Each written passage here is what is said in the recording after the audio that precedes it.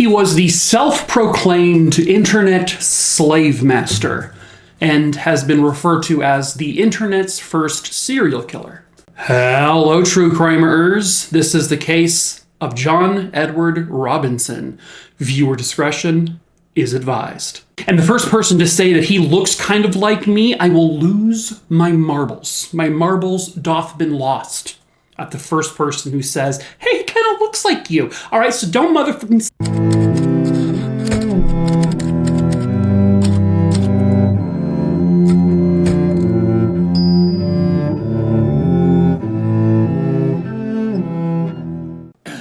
Sorry about the aggression there. Anyway, hi. Before we get started, my name is Mike. I tell true crime stories here on YouTube. I tell 3 of them a week, Mondays, Wednesdays, and Fridays. I also tell short-form true crime stories daily over on TikTok.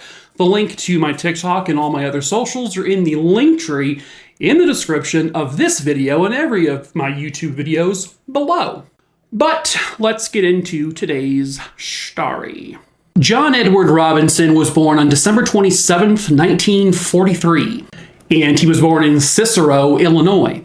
John was one of 5 kids. I believe he was the 3rd in the litter. His dad, you have like this sort of kind of stereotypical, origin story for a serial killer. His dad was an alcoholic. He was at times abusive to everyone in the house. His mother was incredibly strict. She would discipline the living crap out of all the kids. But it was never like, it never appeared to be super extreme, like that it was this horrific household. Just kind of like your seemingly typical household, I guess, with an abusive parent. In the 50s and whatnot. John, in his school life, was relatively okay. I mean, he got through high school, at least he graduated. He did have a lot of disciplinary issues throughout schooling, like he got into a whole bunch of fights. He did have, lower grades, but he was able to pass at least. He would go to college after all of that with the intent of becoming a medical, an x-ray technician or something like that.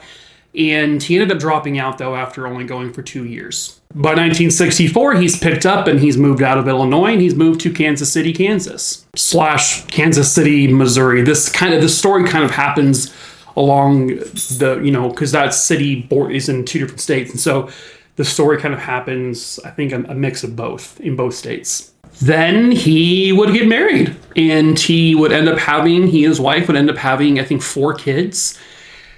And by all appearances, just from the outside looking in, this looked like a normal family, relatively decent, not perfect, but wasn't really considered like a problematic family. He didn't seem to continue on his father's behavior. He seemed like a okay dad. By 1969, he's arrested for embezzlement. He was working as a radiographer in Kansas City, and he would embezzle $33,000 from the medical practice he was working in. He didn't serve any time in prison, though. He was given probation, 3 years worth. But he would end up violating probation because he picked up and he left the state. He was not allowed to do that. He tried going back to Illinois, but that was a big no-no. But while he had vacated the premises, so to speak, he got another job in Chicago where he embezzled, again, a lot of money from his new employer. He was caught again, but then he was extradited back to Kansas City because of him violating his probation. By 1975, he's still on probation because he keeps having it extended because of him breaking the law. It gets extended again because now he's committed security fraud. But by 1979, he appeared to have some control back in his life, where he put on the appearances of this great guy, this good dad, this community man, because he would work as a Sunday school teacher. He was a baseball coach for Little League. He was a scoutmaster. He was named onto the board of directors for a charity organization where he would commit more fraud. For once again embezzling and for forging checks. He would go to jail for I think a year or two. And then by 1982, he was arrested again for embezzlement. The guy does not learn his lesson. He had stolen about 25 grand from a friend or his company or something like that. So now in 1984, back, I believe in Kansas City, he started a shell company where he would hire a 19-year-old woman. Her name was Paula Godfrey. Well, in 1984, he would send Paula to San Antonio, Texas, and allegedly, according to Paula's parents, John picked Paula up on September 1st, 1984, to bring her to the airport. He had told Paula that she was going there for like clerical training and that kind of thing. But after that September 1st day, when John picked her up, Paula has never been seen again. When her parents hadn't seen or heard from her, they actually, or her dad at least, would go to San Antonio. He flew out there and he searched, where she was supposed to be, but never found her, and no one said they ever even saw her there. So they would go to John Robinson and say, "What the hell? Like, where's our daughter?" And he would just be like, "Well, I don't know. If she was there, then she..." But then her parents would receive a handwritten letter from, allegedly, Paula, stating that she was okay, that she was traveling, and she would be back, someday. But the parents didn't believe the letter actually was written by her. In 1985, John would meet a young mother named Lisa Stassi. Lisa was a single mom, and she had a 4-month-old baby at the time. Her name was Tiffany. Well, Lisa and Tiffany were living in a battered women's shelter. Well, John Robinson goes to these women's shelters under a guise. Basically, he is faking a story that he owns this outreach program for women in her situation. That, he offers this program where he gives them room and board and offers them the opportunity to get their GED. But after she left the women's shelter with John Robinson, Lisa Stassi and her baby Tiffany had never been seen again. Now, right around this same time, John Robinson, he goes to his brother Donald. Donald was married to his wife, Helen, and I guess they were having trouble conceiving a baby. And then John Robinson just happens to say, "Hey, I've come across a woman who recently committed suicide, and she had a baby." And he basically faked it like it was like an adoption process, like this was all going through official channels. And he gave this baby to his brother, and his brother and his wife had no reason to believe anything was wrong about this, because John presented it like it was an actual legal process through adoption and all this. And so they would end up raising this baby. Well, 16 years later, it would be found out that baby was actually baby Tiffany. She was renamed Heather Tiffany Robinson. And she grew up in a decent household with loving parents. And she grew up thinking that these were her parents. And, and there's even photos where John is literally in a family photo in the center holding baby Tiffany. They didn't realize at the time that John had kidnapped her and done something nefarious to her mom. And so she grew up thinking that this was Uncle John. It's pretty messed up. Next, a woman named Catherine Clampett comes into John's life. Catherine Clampett had recently moved to Kansas City because she was trying to escape her struggles and her issues with drug and alcohol use, and she was trying to recover. She had a son, but she left her child with her family in Texas so that she could, get better. She would meet John through whatever means, and he would hire her to work for his company, his basically not really real company. It was like a management consulting firm or something like that. Catherine, who would always be in contact with her family, and because, they had her son, she said that the job that she got would require a lot of travel. And so it would be normal for her to travel. And one day, she never returned home from a alleged work trip. And on June 15th, 1987, Catherine Clampett was reported missing by her brother. She has never been located. She was never seen after that time frame ever again. Between 1987 and 1993, John Robinson had found himself back in prison, once again for fraud and embezzlement related charges. While he's in a Western Missouri prison on, those charges, he meets the prison librarian. Her name is Beverly Bonner. She was actually married to the prison physician there, and apparently her and her husband got in a divorce at around 1993 or so. As they're going through the divorce process, she's telling her husband that she is helping John Robinson, who's now out of prison, for, searching for a property for some new project he's working on. Their divorce was made final in 1994. She did show up to the court proceedings for that, but after that, she has never been seen since. And on top of that, they would later be found out that John Robinson had somehow managed to forward her alimony checks to his mailbox. So he was cashing her alimony checks, which made it appear that she may have been okay. By 1994, John Robinson discovered the very early workings of the internet. John took a fancy to chat rooms and online ads for love, right? He nicknamed himself the Slave Master.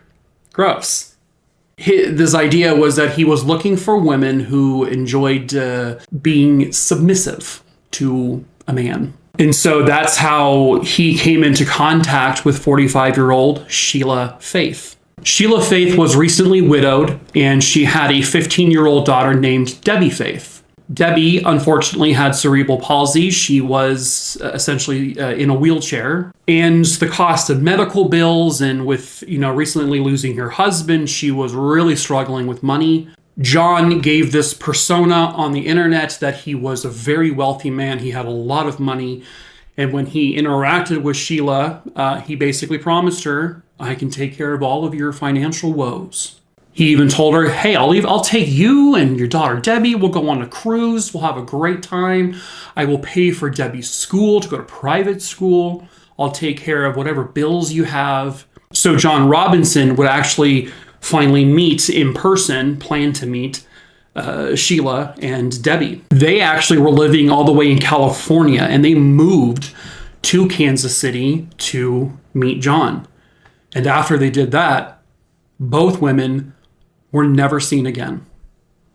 Izabela Lewicka, who had originally was born in Poland, she moved to the United States with her family when she was 11. By 1996, she was enrolled in Purdue University. And by, 97 or so, she had also kind of found her way onto this newfangled internet and chat rooms, and she basically told some friends that she was into this thing called BDSM. Well, lo and behold, John Robinson was also very much into BDSM, and he was in those chat rooms as well. In 1997, Izabela apparently moved to Kansas City, and by 1999, John Robinson had offered her a job at one of his many companies, and he would make her sign this huge contract for slave master related things. I don't know.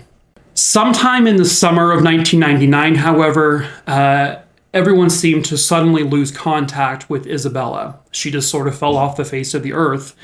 And then from that point on, no one ever saw her or heard from her ever again. Apparently, John told one of the other people who worked for this alleged company that Izabela had been caught with drugs, and so she was deported back to Poland. John Robinson would continue stalking the chat rooms on the internet, and in 2000, he would meet Suzette Troughton. They met online because she had posted, an ad on one of these chat rooms or websites about how she was wanting to be a slave in the BDSM world, and John, snatched her up. So Suzette would eventually move to Kansas City under this guise that John told her that he had a sick father, and she was being hired to move out there to take care of his sick father. At least that's what she told, her family. and that she was going to be earning like $60,000 a year. For a while, she called her mom every day. Everything seemed to be going normal. But on March 1st of 2000, she made one last phone call to her mom and said that she was about to go traveling with John. And then, like all the other women, she fell off the face of the earth, never to be seen or heard from again. Well, his name had popped up just sort of kind of over the years as potentially being involved in several missing persons cases, but there was never really any evidence, I guess, to really link him to any of them, not anything conclusive at least. In June of 2000, he had another woman that he met, I guess, on the internet at his place. He lived on this, he had been living on this big open farm. He had this like trailer home on this huge property, and this woman was there, and apparently he had sexually battered her, and she felt scared, and so she escaped. She managed to get away. She goes to police. So police go to John's trailer, and they essentially arrest him for this sexual battery. They also arrest him for some other like minor theft issues that he had recently been suspected of. But because of this being a sexual battery charge, they actually were able to get a warrant to search his property. On his property, there is this big area that just has like 4 or 5 of those gigantic, metal drums. Out of curiosity, they were allowed to open up those drums, and they opened up a couple of them. And in 2 of those drums, they found bodies. One of them was the body later confirmed as Suzette Troughton, and the other confirmed body was that of Isabella Lewicka. So this is in the Kansas City, Kansas area. And then, because they found bodies, they were able to get more warrants. He had storage properties across the state line, now in Kansas City, Missouri. And at this storage facility, they found that he had rented 2 units, and they found more drums in one of those units. One of the bodies was confirmed to be that of Beverly Bonner, and then there were 2 more bodies discovered and later identified as Sheila and Debbie Faith. Every single one of these bodies, and there was 5 total bodies they discovered, all of them were killed the exact same way. They all had multiple blunt force trauma injuries to their skulls. So they were all bludgeoned or beaten to death. So in 2002, he goes on trial for the murders of Suzette Troughton, Isabella Lewicka, and also Lisa Stassi, but her body was never actually found. So he would be convicted of the murder of Troughton and Lewicka, and he was sentenced to death.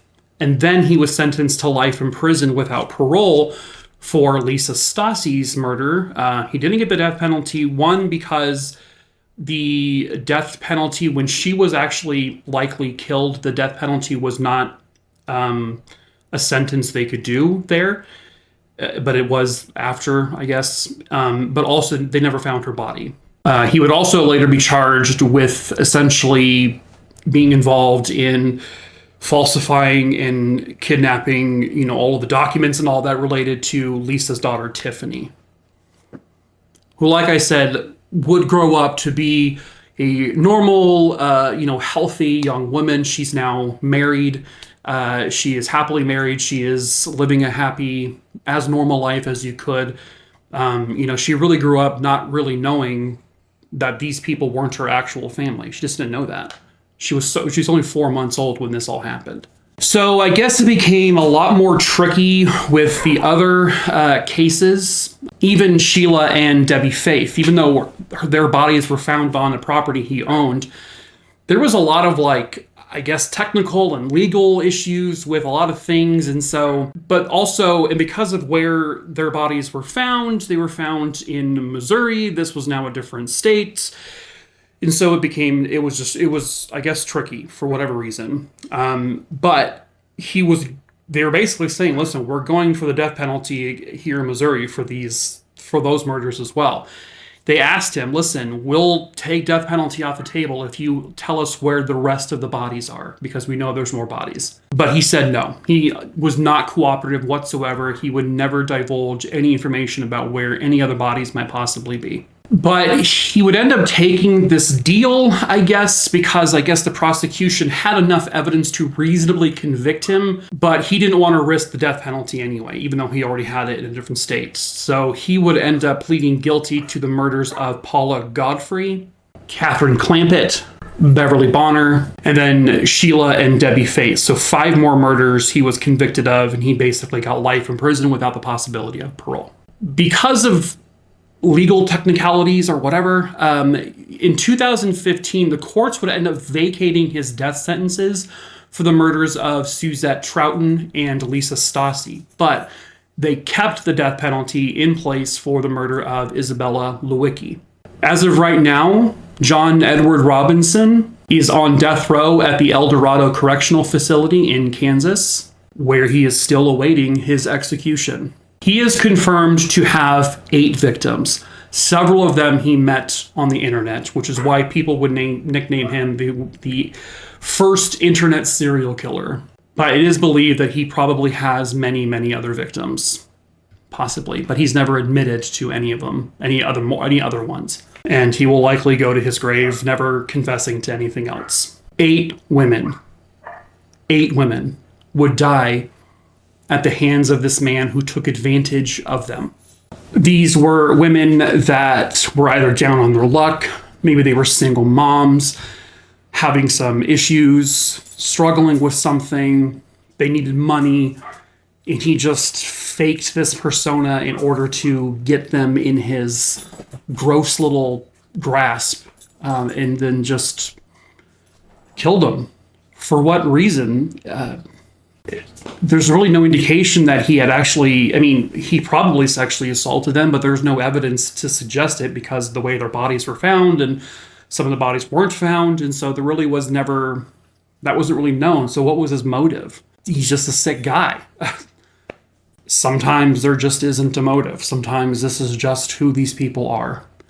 And unfortunately, for at least these 8 women, they walked down the middle of the path of this sadistic, vicious monster, John Edward Robinson, and met their end because of him.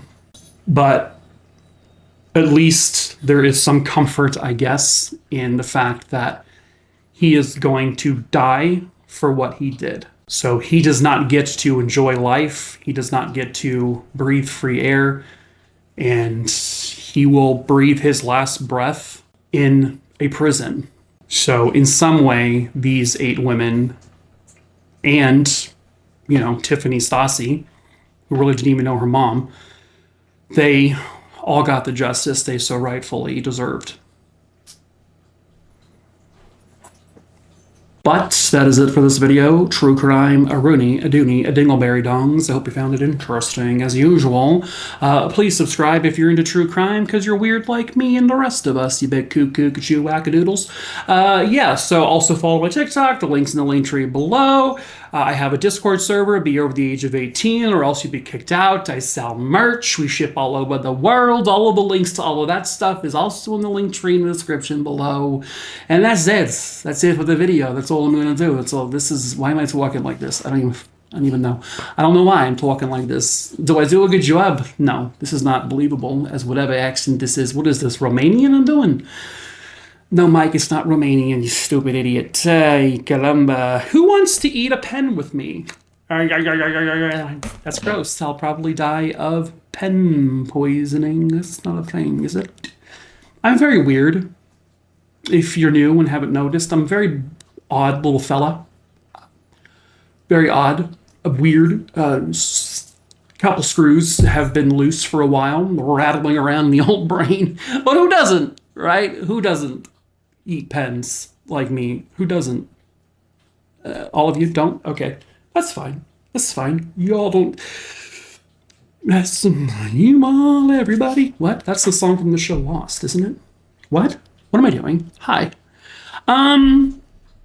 Let me tell you about my life. For me to do that, I got to tell you about the life history of my parents. But before I do that, I got to tell you the life history of my grandparents. But before I do that, I got to tell you about the life history of my great-grandparents and then their parents and then their parents. So I hope you have about 68 years to listen to my life story. So, ouch, here we go.